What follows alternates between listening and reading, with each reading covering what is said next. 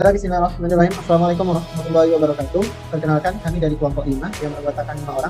Saya Aldian Fahri 15043224 dengan anggota dari kelompok 5 yang pertama ini Ika Sariti 18043222, Yana Zumi 18043023, Aziza Ananta Putri 18043025, dan Sofia 18043027. Pada kesempatan kali ini kami akan menganalisis laporan keuangan dari PT Kapina Eskrim Industri Tbk.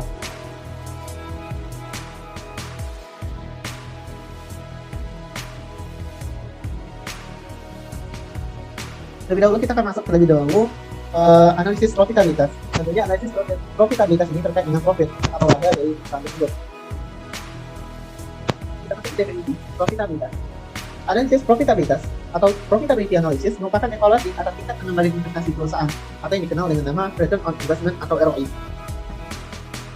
Nah, untuk return on investment sendiri merupakan analisis keuangan yang digunakan untuk mengukur kemampuan perusahaan dalam memperoleh pengembalian atas modal yang diinvestasikan, di mana pada umumnya yang menjadi dasar untuk mengukur modal yang diinvestasikan ini ialah return on asset dan return on equity.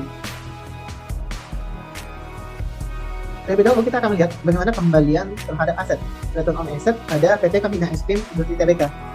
Nah, menurut Kasmir 2012, return on asset adalah rasio yang menunjukkan hasil return atas sejumlah aset yang digunakan dalam perusahaan.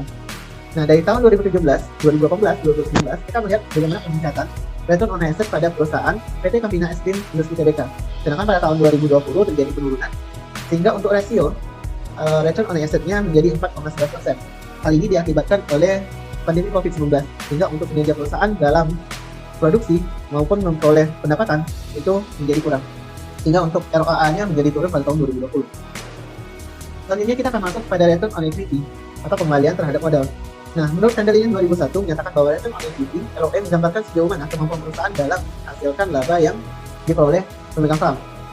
Nah, untuk tahun 2017 sampai 2019 juga terjadi peningkatan, tetapi di tahun 2020 juga mengalami penurunan. Salah satu faktor yang menyebabkan terjadinya penurunan adalah pada bagian pendapatannya tentunya, sehingga untuk melakukan perbandingan mengakibatkan untuk rasionya mengalami penurunan. Nah, selanjutnya kita akan melihat bagaimana analisis kinerja operasi pada PT Kapina Eskrim Industri Tbk.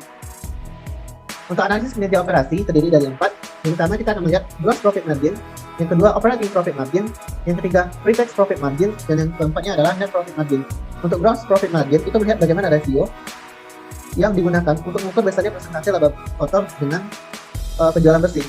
Jadi untuk analisis kinerja operasi melihat bagaimana perbandingan antara beberapa komponen seperti gross profit, operating profit, pre-tax profit, net profit dengan penjualan bersih. Untuk gross profit margin, GPM perusahaan terus mengalami penurunan yang untuk PT Kapina Eskrim. Hal ini bisa mengindikasikan perusahaan tidak mampu meminimalkan beban pokok penjualan, hingga untuk nilai laba kotor perusahaan menjadi kecil, yang pada akhirnya dapat menurunkan nilai rasio GPM. Jadi kita akan melihat bagaimana perbandingan antara laba kotor dari tahun ke tahun yang diperoleh oleh PT Kapina Eskrim Industri Tbk. Untuk dari tahun ke tahun itu mengalami penurunan, dan 2016 menjadi peningkatan, tetapi tidak terlalu signifikan. Dan untuk tahun-tahun berikutnya mengalami penurunan, sehingga memperlihatkan bagaimana untuk kinerja operasi perusahaan di bagian gross profit margin mengalami penurunan. Untuk operating profit margin atau OPM, kita bisa melihat untuk OPM-nya juga mengalami penurunan dari tahun ke tahun. Nah, ini juga bisa kita lihat bagaimana beberapa komponen lainnya mempengaruhi untuk operating profit margin, seperti selling expense, general and administrative expense, other operating expense, other operating income, dan operating profit margin. Nah, dari komponen-komponen ini mempengaruhi untuk operating profit margin, sehingga memperlihatkan bagaimana kinerja perusahaan dalam memperoleh laba operasinya. Nah, untuk rasio margin laba operasi diukur dengan membandingkan laba operasi, yaitu laba kotor setelah dikurangi dengan beban operasinya. Untuk selanjutnya kita akan masuk ke pre-tax profit margin atau laba bersih sebelum pajak. Nah, analisis margin laba sebelum pajak merupakan analisis yang menunjukkan kontribusi dari pendapatan dan beban keuangan perusahaan terhadap kinerja operasi perusahaan. Nah, untuk hal ini juga terjadi kenaikan dan juga penurunan. Tetapi untuk yang bagian pre-tax profit margin-nya, itu di beberapa tahun itu ada yang mengalami kenaikan dan juga ada yang mengalami penurunan. Untuk dari tahun 2016 sampai 2018 itu mengalami penurunan. Dan juga yang lainnya mengalami penurunan. Khusus untuk berbagai komponen lainnya, untuk finance income-nya itu ada yang mengalami kenaikan. Namun untuk beberapa bagian lainnya mengalami penurunan. Untuk selanjutnya kita akan masuk ke net profit margin. Nah, untuk net profit margin ini digunakan untuk menghitung sejauh mana kemampuan perusahaan dalam menghasilkan laba bersih pada tingkat penjualan tertentu. Nah, untuk net profit margin PT Kapina Eskrim Industri Tbk itu memperlihatkan dari tahun 2016 ke tahun 2017 mengalami penurunan, sedangkan untuk dari 2017 sampai 2018 dan juga 2019 itu mengalami kenaikan, sedangkan untuk 2020 mengalami penurunan. Yang seperti kita tahu bahwasanya ini dipengaruhi oleh salah satu pengaruh COVID-19, ya, pandemi COVID-19, sehingga untuk kinerja perusahaan dalam memperoleh pendapatan menjadi turun, sehingga untuk melakukan perbandingan antara net profit margin dengan penjualan bersih tentunya mengakibatkan rasio ini mengalami penurunan. Selanjutnya kita akan masuk ke analisis DuPont. Nah, analisis DuPont ini memperlihatkan hubungan antara net profit margin, total aset turnover, yang jika dikalikan akan menghasilkan yang namanya return on investment. Nah, net profit margin ini didapatkan dari membandingkan antara laba bersih dengan penjualan bersih. Sedangkan untuk total aset turnover atau perputaran total aset itu didapatkan dari total perputaran antara current asset dengan non-current asset. Untuk current asset ini seperti perputaran cash, perputaran receivable, terus dan lain sebagainya. Dan untuk non-current asset ini didapatkan dari aset tetapnya, ya.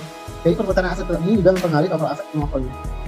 Baiklah, itulah untuk analisis profitabilitas yang saya sampaikan. Untuk selanjutnya kita akan masuk ke analisis kredit yang akan disampaikan oleh Sophia. Kepada Sophia, dipersilakan. Terima kasih kepada Aldian. Selanjutnya saya akan menjelaskan tentang analisis kredit. Yang pertama yaitu analisis likuiditas.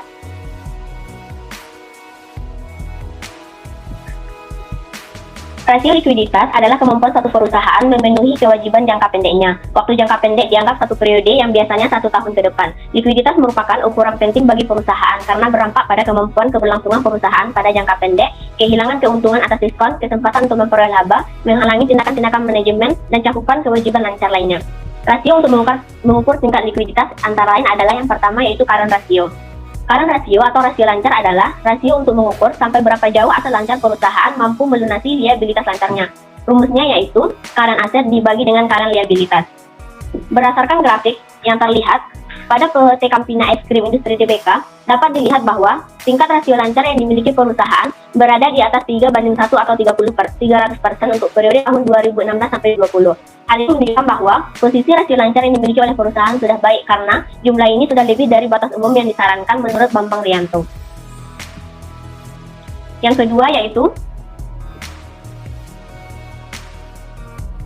analisis siklus perdagangan bersih atau cash conversion cycle, yaitu kebutuhan modal kerja suatu perusahaan yang dipengaruhi oleh investasi dalam persediaan dan hubungan antara perjanjian kredit dari pemasok dengan kredit yang diberikan para pelanggan. Yang pertama yaitu day sales in receivable atau jumlah hari dalam piutang, merupakan ukuran seberapa lama waktu yang dibutuhkan dalam satu siklus penjualan kredit sampai penerimaan kas sehingga menunjukkan semakin tinggi likuiditas perusahaan.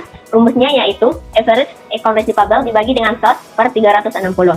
Berdasarkan grafik yang terlihat, dapat dilihat bahwa pada PT Campina Es Krim Tbk membutuhkan waktu yang cukup lama untuk bisa mengonversi piutang menjadi kas, yaitu lebih dari 30 hari setiap tahunnya. Hal ini mengindikasikan bahwa kebanyakan pelanggan membutuhkan waktu yang lebih lama untuk membayar hutangnya, sehingga perputaran dalam piutang dikatakan cukup buruk, di mana rata-rata membutuhkan waktu 60 hari untuk piutang dapat terrealisasi. Yang kedua yaitu day sales in inventory atau jumlah hari dalam persediaan, merupakan ukuran seberapa lama waktu yang dibutuhkan persediaan menjadi penjualan dengan rumus average inventory dibagi dengan cost of goods sold per 360. Berdasarkan grafik yang dilihat, pada PT Campina Es Krim Industri Tbk ini juga membutuhkan waktu yang cukup lama untuk bisa mengonversi persediaan menjadi penjualan. Hal ini mengindikasikan bahwa perputaran persediaan dikatakan cukup buruk, terutama dari tahun 2016 sampai 2019 karena membutuhkan rata-rata lebih dari 120 hari dari 5 hari. Selanjutnya yaitu day sales in payable atau jumlah hari dalam melunasi utang usaha, yaitu jumlah hari yang dibutuhkan untuk melunasi utang dipengaruhi oleh jumlah hari dalam sediaan dan piutang. Semakin pendek waktu tersebut, maka jumlah hari yang dibutuhkan perusahaan untuk membayar utang juga semakin pendek. Jumlah hari dalam utang ini mengurangi jumlah hari dalam siklus operasi perusahaan. Rumusnya yaitu average account payable dibagi dengan cost of goods sold per 360. Berdasarkan grafik yang terlihat, pada PT Campina Es Krim ini, pada tahun 2016 dibutuhkan waktu 44,79 hari, 2017 40,38 hari, 2018 40,4 hari, dan 2019 32,70 hari. Sedangkan pada tahun 2020 dibutuhkan waktu 31,5 hari. Hal ini mengindikasikan bahwa kemampuan perusahaan dalam melakukan pelunasan piutang yang dipengaruhi oleh persediaan dan piutang mengalami penurunan setiap tahunnya, yang berarti kemampuan perusahaan dalam melunasi utang dari tahun 2016 sampai 2020 terus mengalami kenaikan. Yang ketiga yaitu quick ratio atau sering disebut juga dengan istilah rasio cepat. Rasio cepat adalah ukuran uji solvensi jangka pendek yang lebih teliti daripada rasio lancar yang sedikit tidak liquid dan kemungkinan menjadi sumber kerugian. Dengan rumus, quick ratio sama dengan current asset dikurang dengan inventories dibagi dengan current liabilities. Berdasarkan grafik yang terlihat, quick ratio atau rasio cepat pada PT Campina Ice Cream dapat dilihat bahwa berada di atas 1:1 atau 100% untuk periode tahun 2016 sampai 2020. Hal ini menunjukkan bahwa posisi rasio cepat yang dimiliki oleh PT Campina sudah baik, karena jumlah ini sudah lebih dari batas umum yang disarankan, yaitu 1:1 menurut Bambang Rianto. Hal ini berarti bahwa tingkat likuiditas perusahaan sudah baik.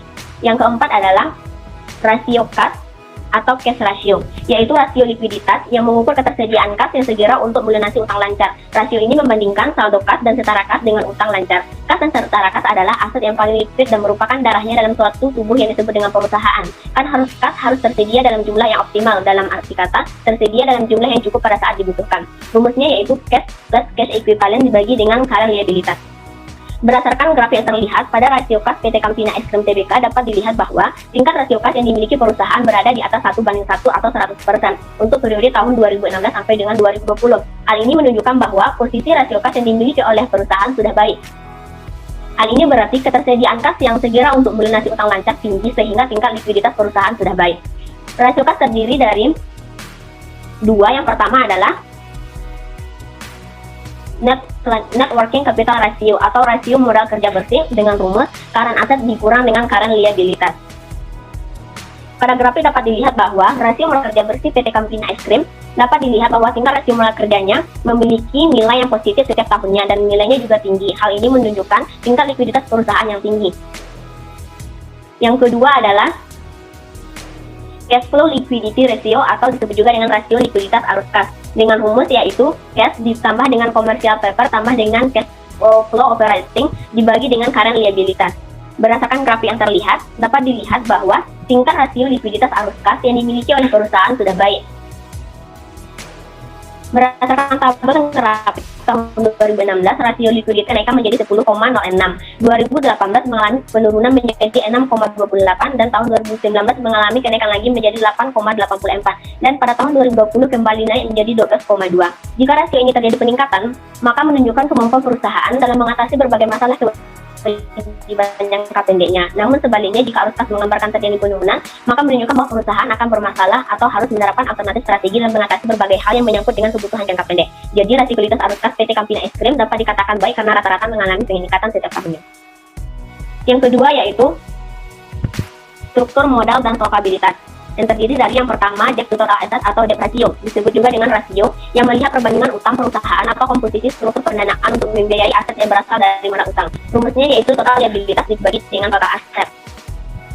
Pada grafik yang terlihat, rasio ini untuk melihat komposisi sumber pendanaan yang berasal dari pihak ketiga atau kreditor. Dari perhitungan tersebut diketahui tahun 2016 46% pendanaan berdasar dari utang, 2017 31%, dan pada tahun 2018 sampai dengan 2020 sebesar 12%. Dengan demikian, kemampuan perusahaan melunasi utang mengalami kenaikan karena komposisi utang mengalami penurunan. Yang kedua yaitu long term debt to total asset. Rasio ini digunakan untuk melihat proporsi sumber pendanaan aset yang berasal dari utang jangka panjang dengan membandingkan utang jangka panjang dengan total aset, sehingga rumusnya adalah long term debt dibagi dengan total aset. Dalam grafik ini dapat terlihat bahwa pada tahun rasio ini memperlihatkan sumber-sumber pendanaan yang bersumber dari utang jangka panjang 30% tahun 2016, tahun 2017 mengalami penurunan menjadi 26%, dan dari tahun 2018 sampai dengan 2020 mengalami penurunan yang sangat luar biasa dari tahun sebelumnya menjadi 6%. Hal ini menunjukkan risiko kredit jangka panjang perusahaan mengalami penurunan atau kemampuan perusahaan melunasi utang jangka panjang mengalami kenaikan. Yang ketiga adalah debt to equity ratio, yaitu ukuran yang dipakai dalam menganalisis laporan keuangan untuk memperlihatkan besarnya jaminan yang tersedia untuk kreditor dengan rumus total liabilities dibagi dengan total shareholders equity. Pada grafik dapat dilihat bahwa perbandingan utang dan ekuitas tahun 2018 sampai dengan 2020 0,13, yang berarti setiap Rp13 utang dijamin oleh Rp10 ekuitas atau rasio utang 0,13 lebih besar dari modal ekuitasnya, atau pendanaan utang Rp 0,13 untuk setiap Rp0 pendanaan dari modal. Akan tetapi dari tahun 2016 ke 2017 mengalami penurunan dari 0,87 menjadi 0,45. Komposisi utang terhadap ekuitas ini mengalami penurunan dari tahun sebelumnya, yang menunjukkan solvabilitas perusahaan mengalami kenaikan. Selanjutnya yaitu time interest yield. disebut juga dengan rasio kelipatan bunga, dihasilkan dengan rumus net income ditambah dengan interest expense dibagi dengan interest expense. Pada grafik dapat terlihat bahwa rasio ini menunjukkan kelipatan bunga yang dihasilkan pada tahun 2016 sebesar 879, yang berarti laba tahun berjalan mampu menanggung beban tetap dari kredit atau bunga sebanyak 879 kali. Rasio ini mengalami penurunan menjadi 2 kali di tahun 2017 dan menjadi 7 kali di tahun 2018. Hal ini disebabkan karena jumlah utang mengalami penurunan sehingga beban tetap juga mengalami penurunan. Namun, penurunan laba bersih dari penurunan beban tetap kredit. Dengan demikian, kinerja kredit dari kemampuan membayar bunga mengalami penurunan. Pada tahun 2019 kembali mengalami kenaikan menjadi 123 kali dan kembali mengalami penurunan pada tahun 2020 menjadi 0 kali.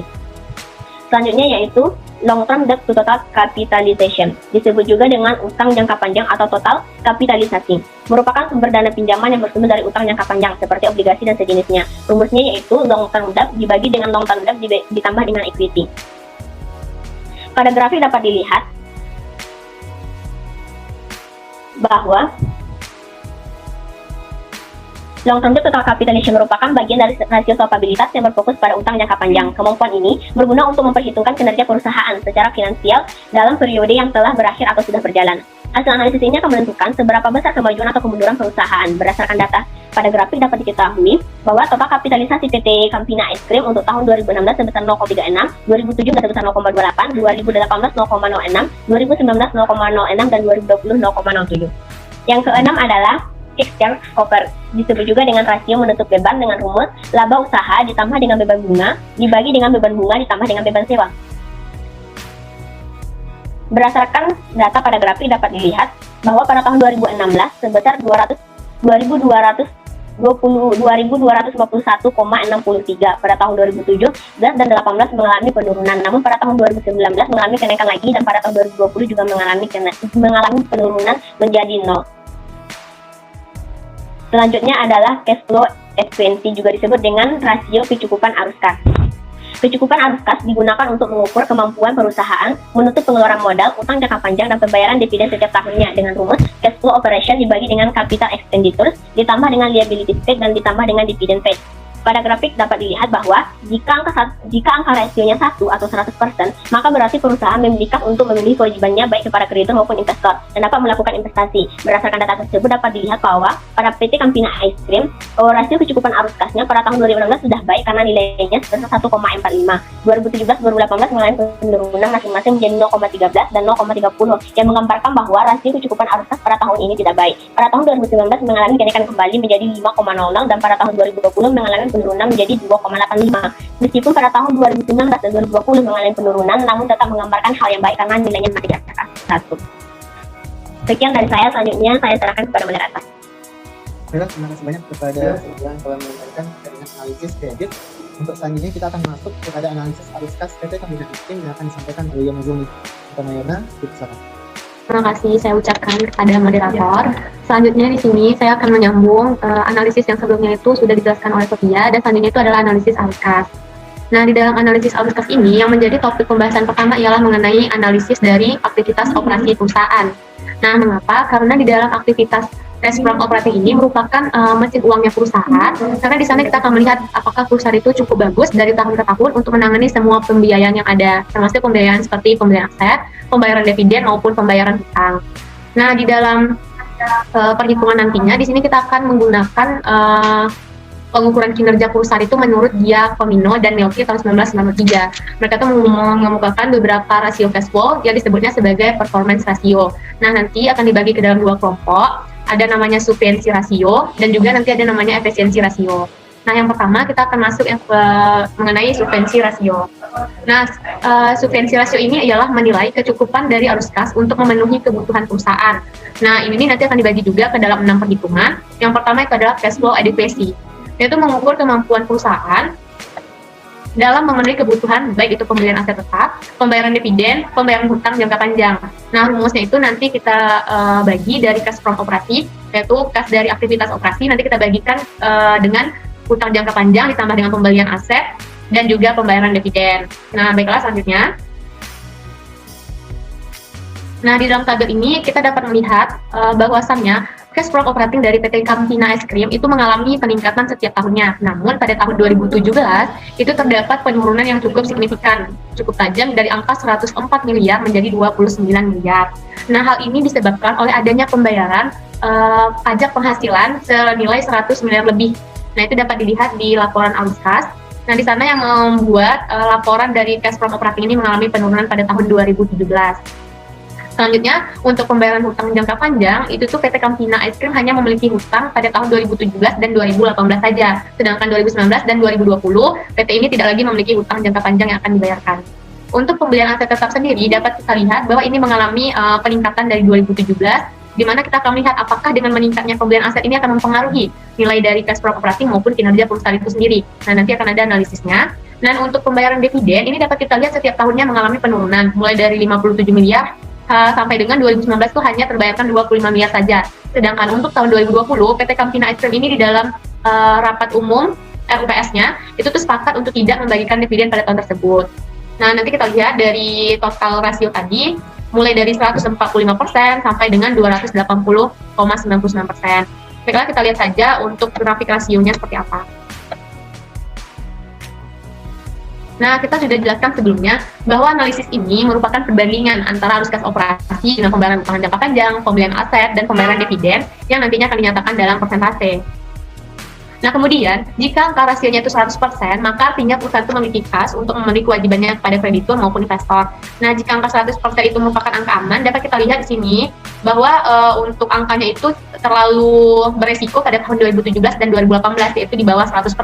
Sedangkan untuk tahun 2016 dan untuk tahun-tahun yang baru belakangan ini, yaitu 2019 dan 2020, itu mengalami peningkatan yang cukup baik, sampai dengan menyentuh angka 280,99%.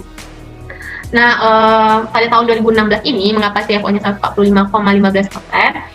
Itu tuh karena adanya peningkatan dari cash from operating yang tinggi. Sedangkan untuk pada tahun 2017, itu tuh cash from operating-nya menunjukkan penurunan sebesar 100% lebih, yaitu menjadi 13,32% saja.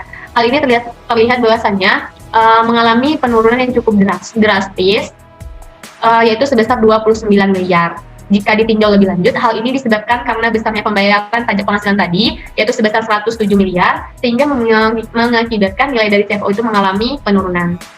Lanjut, untuk rasio selanjutnya, yaitu ada rasio long term debt payment. Ini sama seperti sebelumnya yang sudah dijelaskan oleh teman saya, namun di sini hanya melihat dari sisi cash from operating-nya.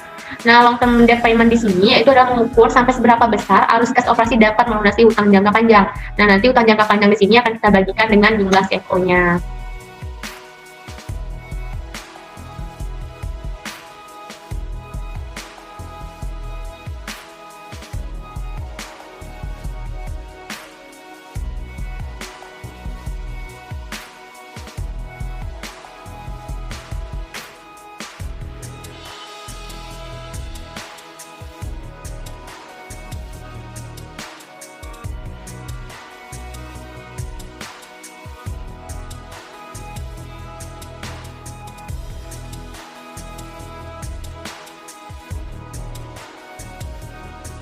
Baiklah, selanjutnya adalah analisis dari long term debt payment.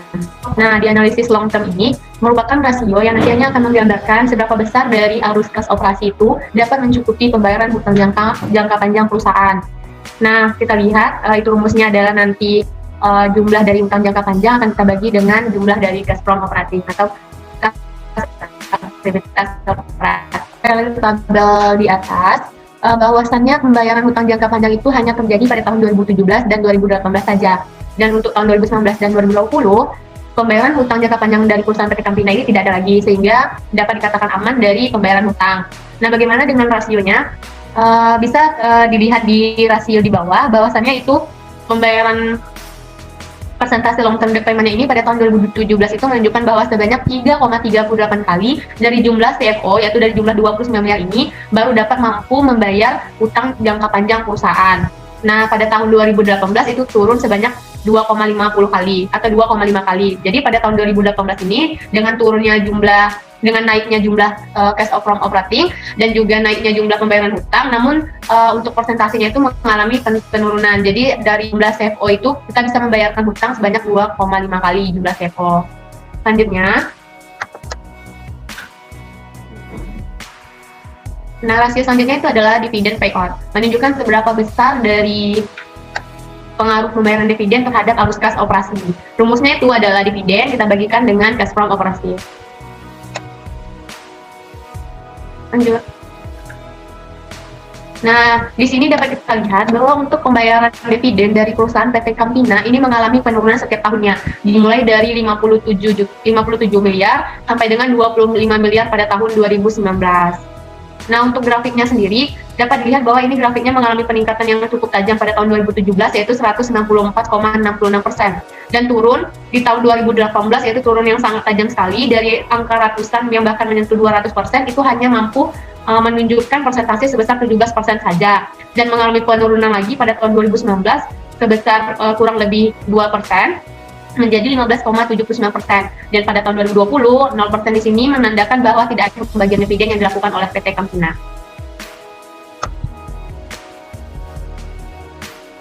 Nah, untuk rasio selanjutnya ada namanya reinvestment. Nah, di sini kita akan melihat nih kemampuan arus kas operasi perusahaan. Seandainya uang yang ada dari cash from operating itu kita gunakan untuk membeli aset tetap. Dengan rumusnya nanti pembelian aset tetap kita bagikan dengan jumlah dari cash from operating. Dari tabel yang telah tertera di slide, kita dapat melihat bahwasannya untuk pembelian aset tetap ini mengalami peningkatan setiap tahunnya. Walaupun terjadi penurunan pada tahun 2017, namun untuk tahun 2017 sampai dengan 2020 ini mengalami kenaikan yang cukup signifikan. Nah, bagaimana untuk rasionya sendiri? Di dalam rasio tersebut, kita di sini akan menjelaskan nih kemampuan arus kas perusahaan dari aktivitas operasi perusahaan dalam membeli aset tetap. Dapat kita lihat dari grafik di atas, bahwasannya pada tahun 2017, dari tahun 2017 ini sampai dengan tahun 2020 itu terjadi penurunan rasio setiap tahunnya. Sedangkan penurunan yang paling tajam itu terjadi pada tahun 2018, yaitu turun sebesar 154,65%-an menjadi hanya 63,42% saja. Dan untuk pada tahun 2016 itu sebesar 68,89% total dari cash from operating ini digunakan untuk pembelian aset tetap perusahaan. Sedangkan pada tahun 2017 terjadi defisit dana dari CFO untuk menanggung pembelian aset tetap ini. Terlihat dalam rasio grafik di atas menunjukkan sebesar 218,7%. Artinya, adanya kekurangan dana dari CFO untuk menanggung pembelian ini, di mana uang yang ada di CFO harus membayar sebanyak 2 kali lipat dari jumlah pembelian yang ada. Nah, dapat dilihat kan kalau untuk pembeliannya itu ada sekitar 64 miliar, sedangkan uang yang ada dalam cash from operating itu hanya 29 miliar saja. Berarti untuk membayar pembelian aset itu cash from operating harus menanggung sebanyak 2 kali lagi jumlah dana yang ada dari CFO yang sekarang. Dan untuk tahun 2018 sampai dengan tahun 2020 rasio mengalami penurunan secara signifikan, diikuti dengan meningkatnya jumlah dari cash from operating itu sendiri. Nah, untuk yang kelima, rasio debt coverage, di sini kita akan melihat seberapa besar nih arus kas operasi mampu menutup seluruh jumlah utang perusahaan. Nah, yang tadi kita bahas itu adalah jumlah utang dari segi utang jangka panjang. Kalau yang untuk debt coverage ini kita akan melihat jumlah utang secara keseluruhan. Nanti untuk rumusnya sendiri, total utang kita akan bagi dengan jumlah dari cash from operating.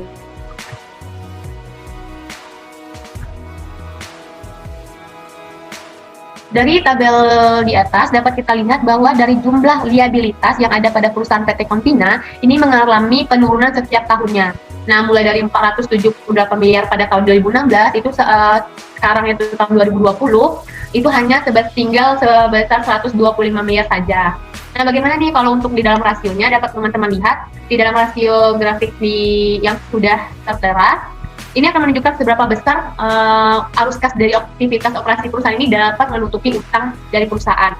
Tertinggi yaitu terjadi pada tahun 2017, dikarenakan jumlah dari cash from operating yang berjumlah 29 miliar itu sangat kecil sekali untuk menutupi jumlah utang perusahaan yang sebesar 373 miliar. Nah, bayangkan saja uang yang tersedia dalam perusahaan itu hanya 29 miliar, sedangkan untuk jumlah utang perusahaan itu ada lebih dari 373 miliar. Jadi sebanyak 12,61 kali dari total CFO yang sekarang baru dapatlah menutupi jumlah seluruh utang yang dimiliki perusahaan. Namun pada tahun 2018 sampai dengan tahun 2020, rasio ini mengalami penurunan yang cukup signifikan. Hal ini menandakan apa? Berarti menandakan semakin mampunya CFO untuk membayar utang perusahaan. Kondisi ini tidak lain didukung dengan peningkatan CFO itu sendiri dari tahun ke tahun, walaupun tidak sejalan dengan peningkatan utang. Namun, hal ini masih dikategorikan aman di bawah angka 1 kali. Sehingga ini nantinya bisa menjadi pertimbangan dari kreditur yang akan meminjamkan maupun memberikan hutang kepada perusahaan.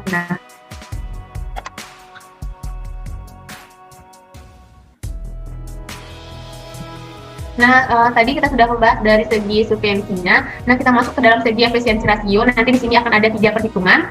Nah, apa nih perbedaannya? Dan kita lihat bahwa efisiensi rasio ini akan mengukur atau menjelaskan sebagaimana perusahaan itu menghasilkan cash flow dari operasi tertentu, dan untuk menjelaskan seberapa baik perusahaan itu dalam menghasilkan arus kas. Nah, nanti akan terbagi dalam 3 perhitungan. Yang pertama itu adalah cash flow to sales. Nah, di sini akan mengukur sampai seberapa besar setiap penjualan itu akan menjadi arus kas operasi. Rumusnya sendiri adalah cash flow operasi dibagi dengan sales atau penjualan.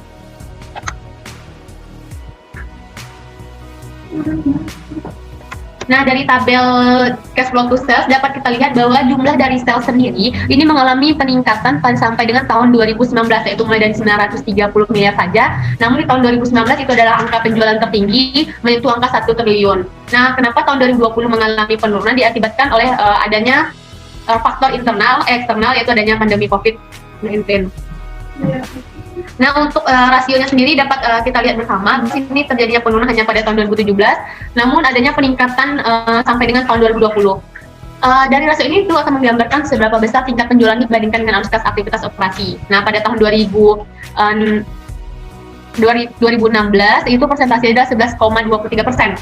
Nah, apa artinya? Berarti sebesar 11,23% ini dari total sales itu telah terrealisasikan untuk menghasilkan CFO pada tahun 2017. Untuk menghasilkan CFO, sedangkan pada tahun 2017 cash flow to sales mengalami penurunan menjadi 3,13%, disebabkan karena tadi adanya pembayaran pajak penghasilan yang cukup besar sehingga menyebabkan total CFO itu menjadi kecil. Nah, pada tahun 2018 ini persentase ini lebih baik dibandingkan sebelumnya, yaitu sebesar 10,80%. Hal ini diakibatkan karena meningkatnya penerimaan kas dari kegiatan operasi perusahaan. Tahun 2019 mengalami kenaikan kembali menjadi 15,4, dan pada tahun 2020 menjadi semakin baik lagi karena berada di atas rata-rata jika dibandingkan dengan rasio 5 tahun terakhir. Baiklah, selanjutnya.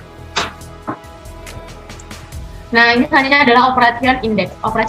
Itu menggambarkan perbandingan antara arus kas operasi dengan income from continuing operation, yaitu jika Anda. Dan di dalam perusahaan ini kita tidak memakai income from continuing operation, tetapi kita akan memakai laba bersih, sehingga untuk rumusnya nanti adalah cash flow operasi kita bagi dengan laba bersih perusahaan.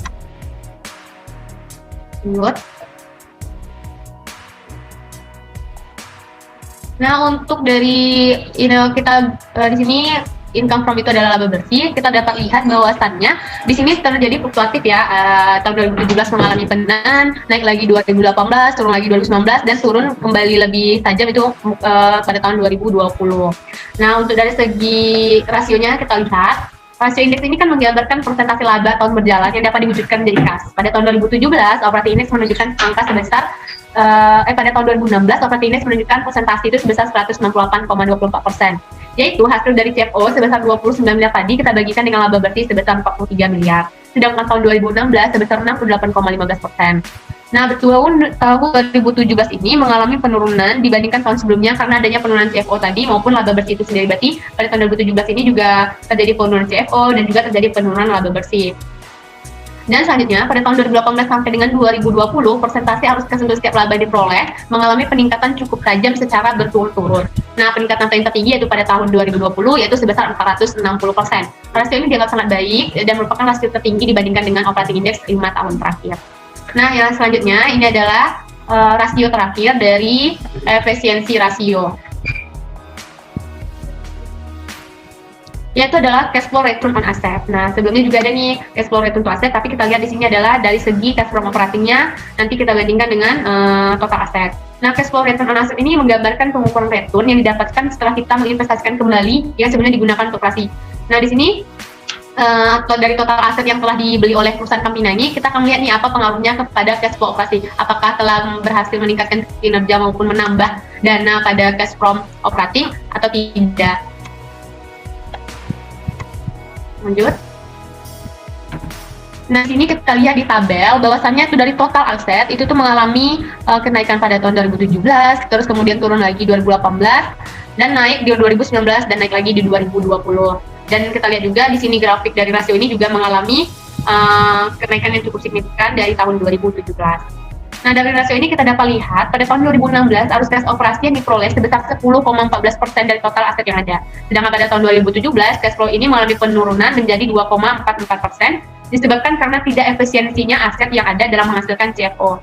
Nah, di sini nih berarti dengan pembelian aset yang ada tidak mampu menunjang atau meningkatkan CFO itu sendiri.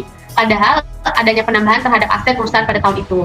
Dapat kita lihat juga bahwasanya perusahaan dianggap berani di sini mengambil resiko untuk melakukan investasi berupa pembelian aset yang cukup besar, karena setiap tahunnya membeli aset terus-menerus sebanyak jika ditotalkan itu adalah sebesar 1 triliun lebih. Nah, hal ini dimaksudkan agar dapat memperoleh imbal hasil yang lebih baik di masa yang mendatang dengan menggunakan aset yang tersedia. Nah, bagaimana hasilnya? Hal ini pun terbukti dengan peningkatan rasio di tahun 2018 sampai dengan 2020, yaitu masing-masing rasio ada 14,98% dan 18,64%. Nah, rata-rata total aset terus mengalami peningkatan dan dianggap baik karena di atas rata-rata rasio tahun sebelumnya.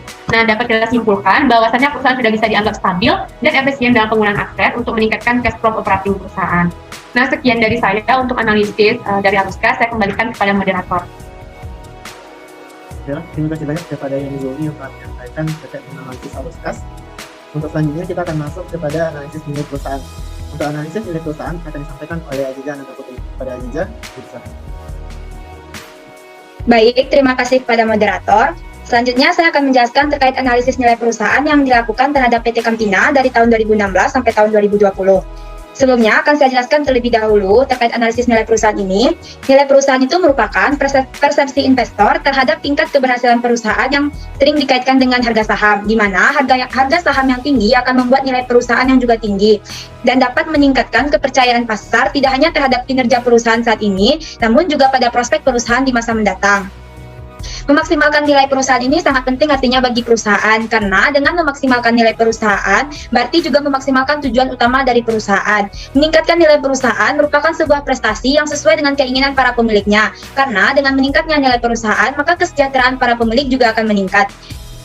Terdapat dua faktor yang dapat mempengaruhi perkembangan nilai suatu perusahaan, yaitu faktor eksternal perusahaan dan faktor internal perusahaan.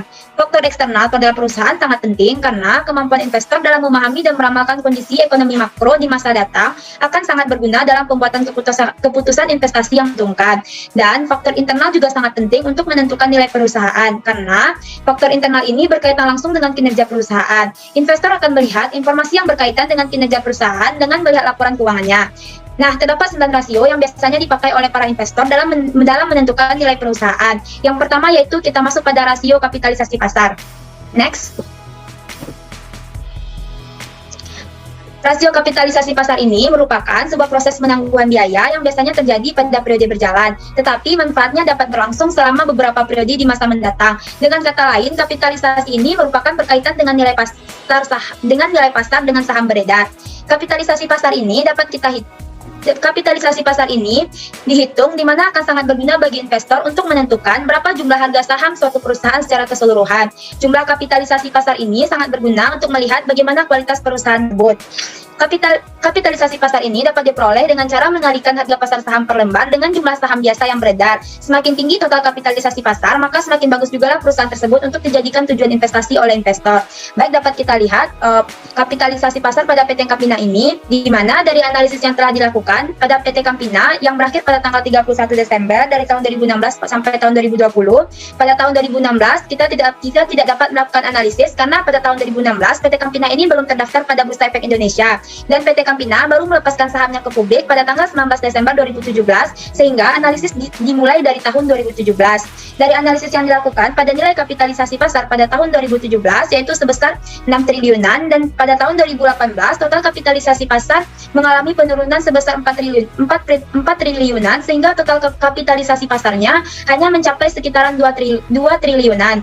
Dan pada tahun 2019 kapitalisasi pasar PT Campina ini kembali mengalami peningkatan namun tidak terlalu signifikan, yaitu hanya sebesar 376 miliaran, sehingga total kapitalisasi pasarnya hanya mencapai 2 triliunan. Dan pada tahun 2020 kapitalisasi pasar pada PT Campina kembali mengalami penurunan, di mana jika dibandingkan dengan tahun 2017 kapitalisasi pasar di tahun 2020 ini jauh mengalami penurunan dengan total kapitalisasi pasar sebesar 1 triliunan. Di antara tahun 2017 sampai tahun 2020 rasio kapitalisasi pasar tertinggi yaitu terdapat pada tahun 2017, dan pada tahun-tahun berikutnya kapitalisasi pasar mengalami penurunan yang cukup signifikan. Hal ini bisa saja terjadi karena pada tahun 2017 harga pasar saham mencapai 1.185 per lembar, sedangkan di tahun-tahun berikutnya harga pasar saham jauh mengalami penurunan, hanya berkisar 400-an. Apalagi di tahun 2020 harga pasar saham per lembar hanya mencapai 237. Baik, selanjutnya ada nilai saham. di mana rasio nilai pasar buku ini memberikan indikasi bagi manajemen perusahaan mengenai bagaimana pandangan investor terhadap perusahaan. Perusahaan yang tingkat ekuitasnya tinggi pada umumnya akan menjual sahamnya lebih tinggi beberapa kali dari nilai bukunya. Dari analisis yang telah dilakukan pada PT Campina dapat kita lihat harga pasar tertinggi yaitu pada tahun 2017 dan harga pasar saham mengalami penurunan pada tahun 2018 dan pada tahun 2020. Dan pada tahun 2020 dengan nilai buku tertinggi yaitu pada tahun 2020 sebesar 163,42.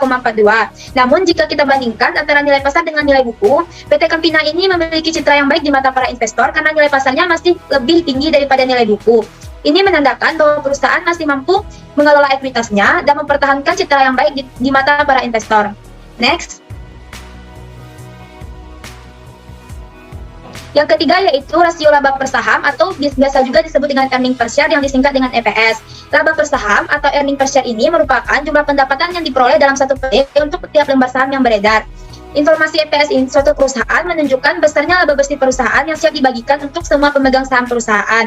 EPS menunjukkan seberapa baik perusahaan dalam mengelola modalnya sehingga menghasilkan profitabilitas yang tinggi, di mana EPS ini bisa menjadi pertimbangan bagi para investor dalam menginvestasikan uangnya pada suatu perusahaan. EPS ini merupakan rasio yang menunjukkan berapa besar keuntungan atau return yang diperoleh investor atau pemegang saham atau pemegang saham per lembar saham. Baik, dari analisis yang kita lakukan dapat kita lihat pada tabel dan grafik yang telah disediakan, di mana hasil perhitungan earning per share atau laba per saham pada PT Campina selama tahun 2017 sampai tahun 2020 ini mengalami fluktuasi yang mana terjadi peningkatan dari tahun 2017 sampai tahun 2019 dan mengalami penurunan di tahun 2020. Peningkatan ini bisa terjadi karena meningkatnya pendapatan perusahaan setiap tahun, dan pada tahun 2020 pendapatan perusahaan mengalami penurunan diikuti juga dengan menurunnya harga saham. Earning per share pada PT Campina mendapatkan rasio tertinggi pada tahun 2019 yang menunjukkan nilai EPS-nya sebesar 13,04, di mana nilai tersebut menjadi kabar yang menggembirakan bagi para pemegang saham karena semakin besar laba yang disediakan untuk pemegang saham dan meningkatnya jumlah dividen yang akan diterima oleh para pemegang saham. Next.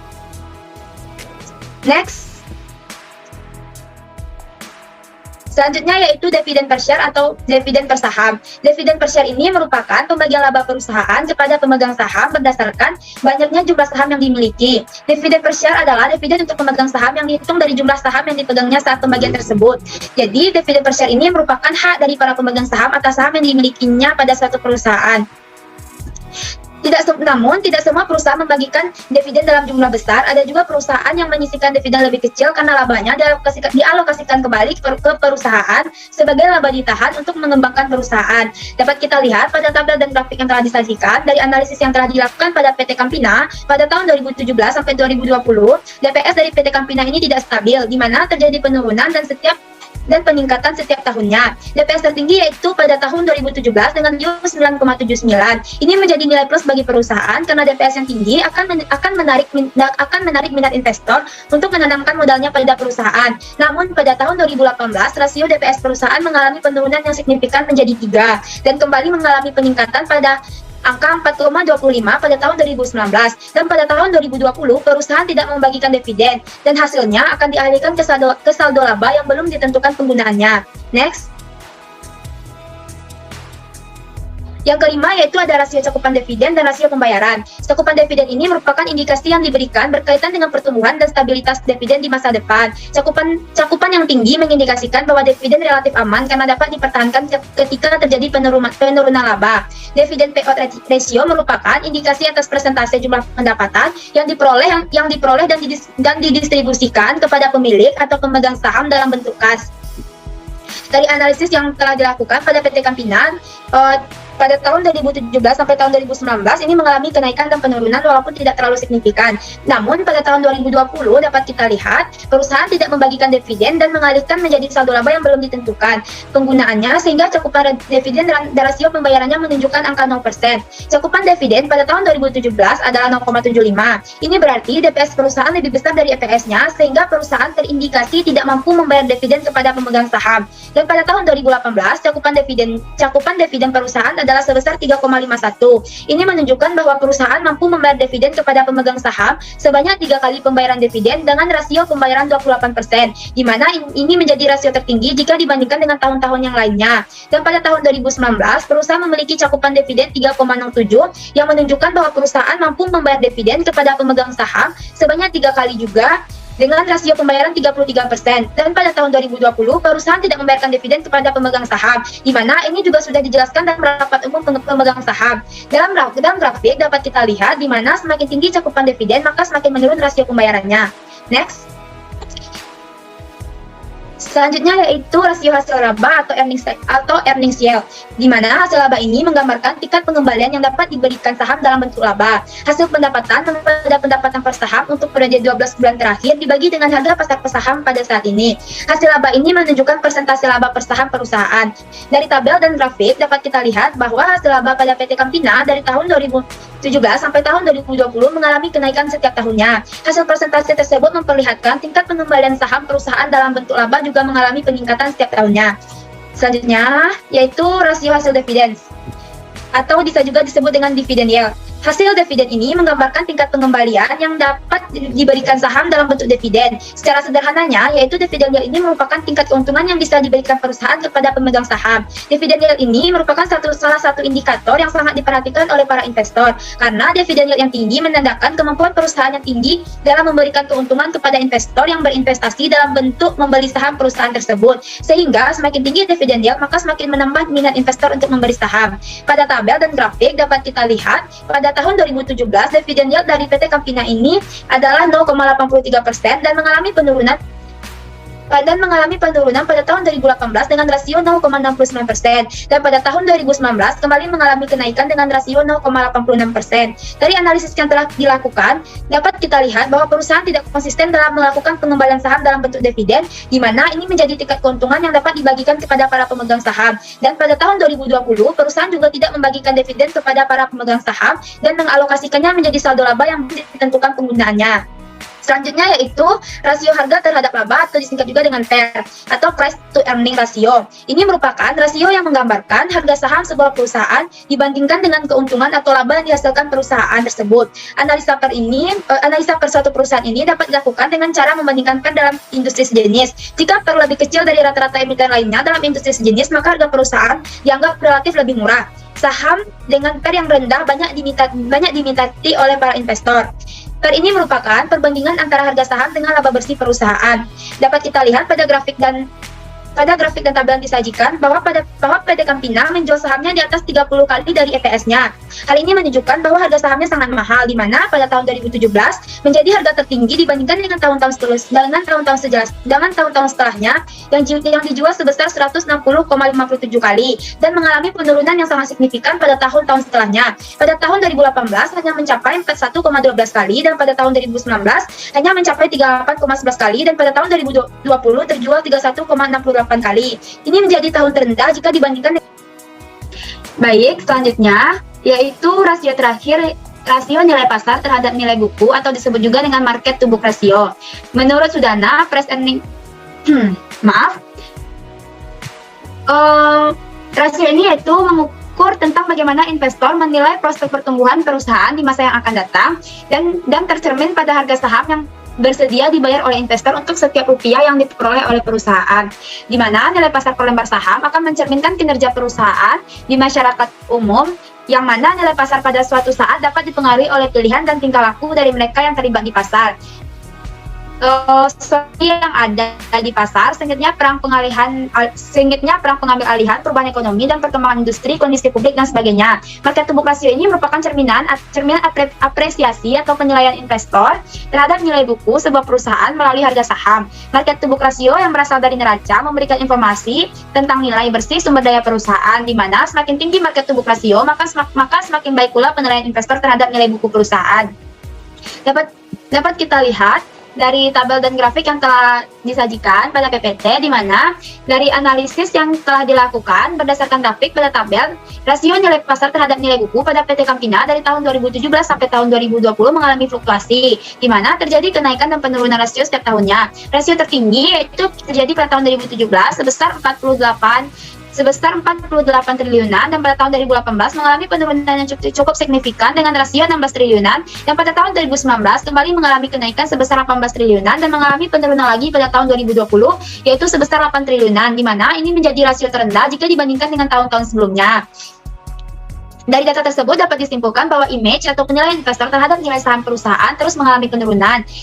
Ini dapat kita lihat dari nilai pasarnya yang lebih rendah daripada nilai saham tersebut. Hal ini akan berpengaruh buruk terhadap perusahaan ke depannya karena dapat mengurangi minat investor untuk berinvestasi sehingga bisa menghambat perkembangan perusahaan untuk ke depannya. Baiklah, itulah yang dapat saya jelaskan terkait analisis perusahaan pada PT Campina. Selanjutnya saya kembalikan ke moderator. Terima kasih.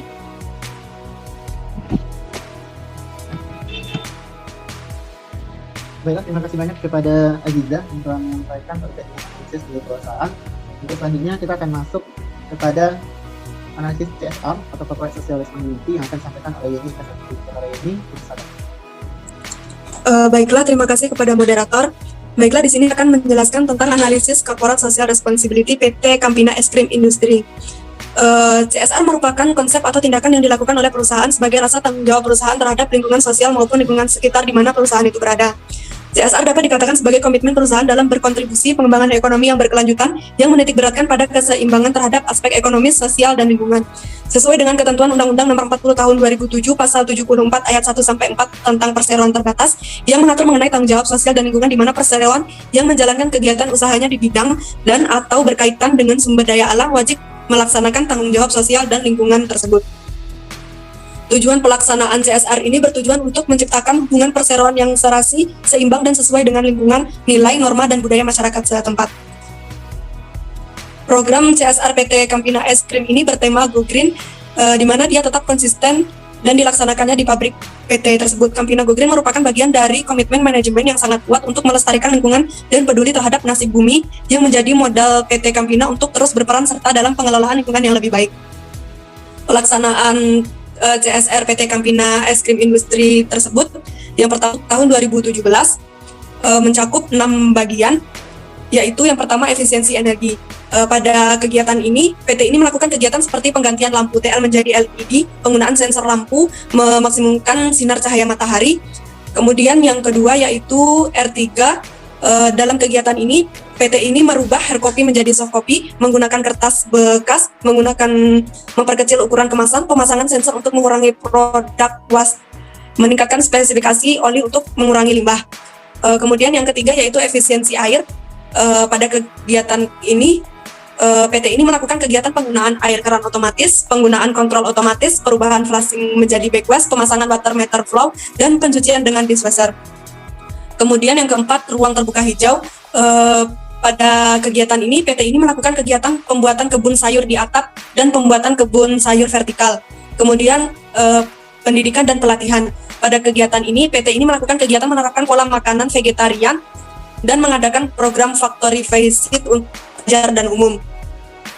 Selanjutnya, program Corporate Social Responsibility. Pada kegiatan ini, PT ini membangun 7 komunitas sentra budidaya jamur di Surabaya dan Malang, serta turut membangun EcoCamp di Bandung, bahkan 14 pohon asam Ekdendels ke hutan kota di Surabaya, mensponsori Surabaya Green dan Clean tahun 2004 dan 2015, serta penanaman 1000 batang pohon dan adanya rooftop organic garden di lingkungan pabrik, serta pengelolaan sampah menjadi kompos di kota Banda Aceh pasca tsunami. Selanjutnya, untuk tahun 2018, PT ini melakukan kegiatan yang pertama tanggung jawab terhadap lingkungan. Tanggung jawab terhadap lingkungan ini terbagi menjadi beberapa bagian. Yang pertama yaitu efisiensi energi, penurunan emisi dan gas rumah kaca. Untuk melaksanakan efisiensi energi, kegiatannya meliputi mengganti bahan bakar untuk boiler dari solar ke PNG, pemanfaatan sinar matahari untuk penerangan ruang ofisi sehingga mengurangi pemakaian lampu. Kemudian yang kedua yaitu efisiensi air dan penurunan beban pencemaran air. Untuk mengefisiensikan air PT Campina ini, perusahaan melakukan penggunaan keran air otomatis pada seluruh wastafel di lingkungan pabrik. Kemudian pemasangan meteran air untuk dapat mengontrol kebocoran air, pencucian dengan mesin cuci otomatis untuk peralatan laboratorium serta peralatan dapur dan kantin. Kemudian kegiatan selanjutnya yaitu pengurangan limbah. Untuk mengurangi limbah PT Campina Es Krim ini, PT ini menerapkan prinsip-prinsip mengurangi, menggunakan kembali, dan mendaur ulang. Penggunaan kembali dan daur ulang dari limbah padat organik yang dihasilkan dari kantin PT Campina dan limbah organik tersebut dijadikan kompos, sedangkan limbah padat lainnya dibuang secara ramah lingkungan. Kemudian kegiatan selanjutnya yaitu perlindungan keanekaragaman hayati. Yang pertama ada pola makan vegan. Program ini merupakan salah satu aksi untuk mengajak karyawan agar lebih peduli terhadap lingkungan, pemanfaatan lahan, penanaman bibit pohon, relaksasi penanaman pohon asam, dan kerja bakti mangrove menjadi bukti bahwa PT Campina itu peduli terhadap lingkungan. Misalnya pemanfaatan lahan terbuka di area pabrik. PT ini memanfaatkan lahan terbuka di area pabrik ini sebagai lahan hijau seperti di atap bangunan maupun dinding sekitar pabrik dengan tanaman sayuran yang bisa digunakan di kantin yang bertujuan untuk selalu membiasakan karyawan untuk melakukan penghijauan di lingkungan sekitar mereka. Kemudian yang kedua yaitu tanggung jawab terhadap masyarakat dan komunitas. Yang pertama, meningkatkan kualitas penghidupan. Pada program ini, PT ini melakukan kegiatan seperti pembangunan kumbung, penyebab lok jamur, dan pemberian wawasan terhadap masyarakat. Pada tahun ini, sudah ada 7 kumbung jamur dan masyarakat di daerah tersebut sudah cukup mandiri untuk bisa merawat, menanam, dan menjual jamur.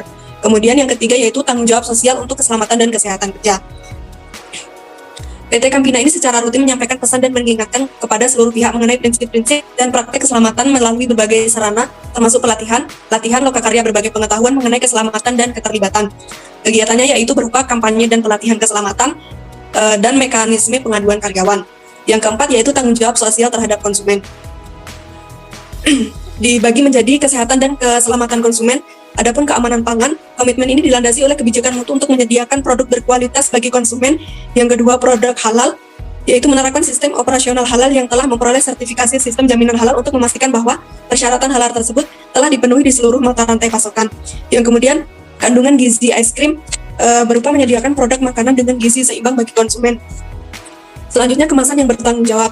PT ini menjamin keamanan pangan seluruh kemasan produk yang dibuat dari bahan baku khusus untuk produk pangan. Selanjutnya, pemasaran yang bertanggung jawab. PT ini telah memastikan bahwa seluruh informasi produk disampaikan secara tepat, akurat, bertanggung jawab, dan sesuai dengan peraturan yang telah berlaku. Kemudian, label produk. Perusahaan ini telah mencantumkan informasi tentang posisi produk, nilai gizi, tanggal kadaluarsa, lokasi produksi, dan pusat pelayanan konsumen secara jelas dan akurat. Selanjutnya, keluhan konsumen. Konsumen adalah kontak utama untuk menyalurkan keluhan konsumen dengan cara menghubungi melalui telepon, surat, email, situs web, dan media sosial, dan memiliki nomor kontak darurat yang bisa dihubungi apabila ada keluhan bagi konsumen.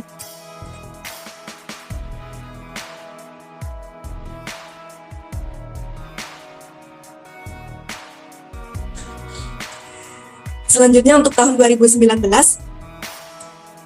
PT ini melaksanakan perlindungan terhadap lingkungan dengan berbagai prinsip-prinsip utama dalam meningkatkan tata kelola lingkungan berupa kepatuhan terhadap peraturan dan ketentuan yang berkaitan dengan aspek pengelolaan lingkungan, penggunaan energi dan sumber daya alam secara efektif dan efisien, pelatihan karyawan untuk meningkatkan kesadaran dan kompetensi di bidang pengelolaan lingkungan. Kegiatan PT Campina terkait kepedulian terhadap lingkungan, yang pertama yaitu ada Proper. Proper merupakan penilaian lingkungan yang diprakarsai oleh Kementerian Lingkungan Hidup dan Kehutanan Indonesia guna mendorong kepatuhan perusahaan terhadap berbagai ketentuan di bidang pengelolaan lingkungan.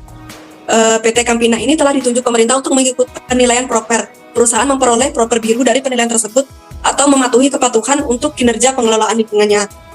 Kemudian ada pengelolaan jejak karbon dan konservasi energi serta pengelolaan air dan limbah. Yang kedua yaitu praktik ketenaga kerjaan dan kesehatan kerja.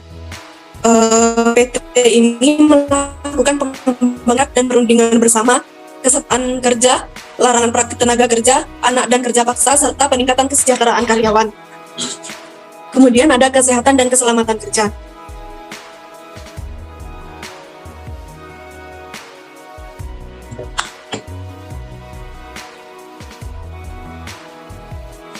Selanjutnya, pengembangan sosial kemasyarakatan. Pada program ini, PT Campina selalu berupaya untuk meningkatkan kepedulian lingkungan dan kesejahteraan masyarakat melalui berbagai program pengembangan sosial dan kemasyarakatan, seperti menjadi sponsor utama dalam suatu kegiatan, menerapkan konsep kantin vegetarian, membangun ruang laktasi, membangun budidaya jamur tiram, dan membangun jamban di lingkungan sekitar.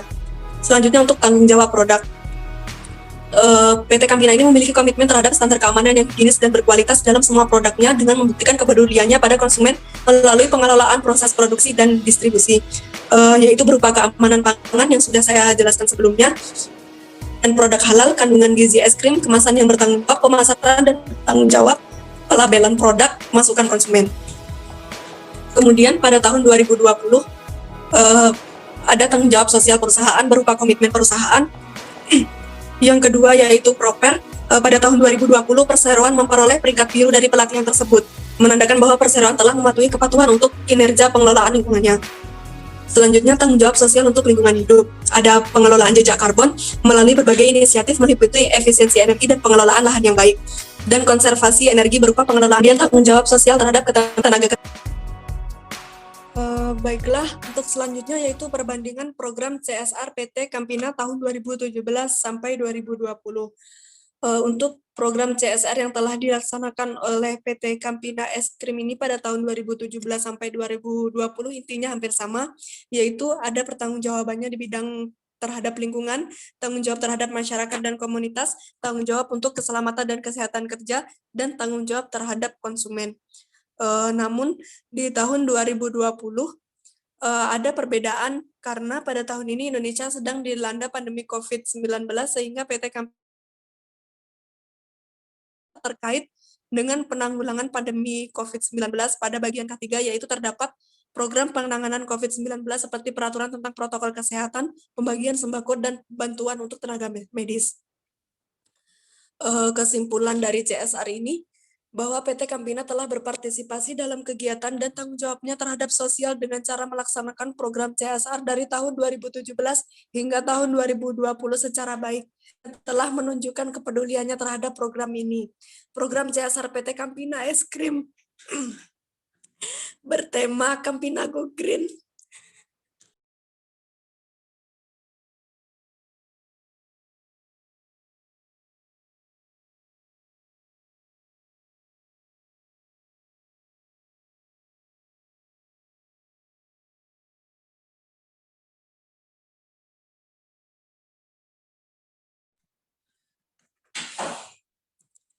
Pada program CSR PT Campina Es Krim Industri ini bertema Campina Go Green, dan secara garis besar program-program yang telah dilaksanakan dari tahun